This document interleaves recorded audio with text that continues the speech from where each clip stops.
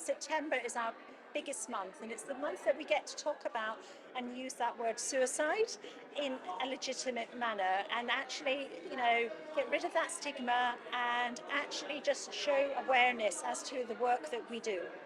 It is difficult, as you said, there's still a stigma around suicide, and sometimes even using the word is tricky. Do you think that events like these and a whole month of awareness is working towards getting rid of that stigma?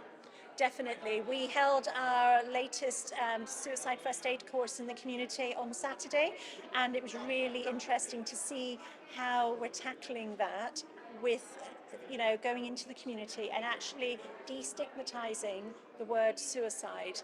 And the more that we say it, the easier it actually gets to hear it and understand it.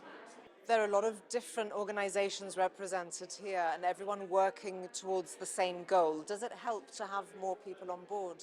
Yes, it does. I think that in such a small community as ours, working collaboratively as an organisation, it's really important. So you have to have the statutory bodies on board, you have to have the NGOs, and you have to have the whole community working for the same means to the end.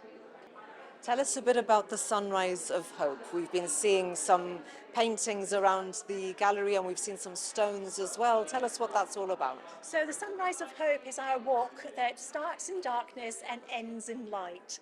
And then we all come back. So we start in Casemates, and there's two routes. One takes you to Rover Point and the other one takes you up the rock. And what it does is it just shines a bit of light on those who've lost a bit of hope.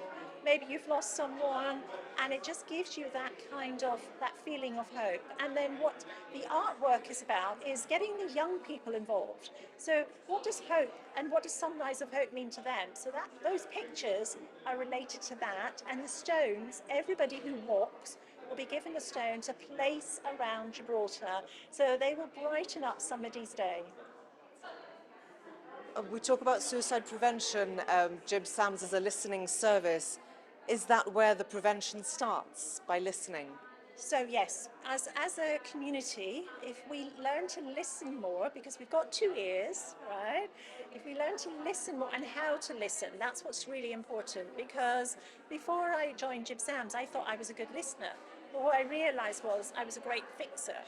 And I was always listening to think, how could I fix that? But actually, what you are thinking and what I'm thinking is completely different, and you don't need my ideas. What you just need is somebody just to sit there, non-judgmental, not trying to fix you, and just listening. And that's a skill I think that we've lost. And I think so we can help with that, then that's where the value is in our service.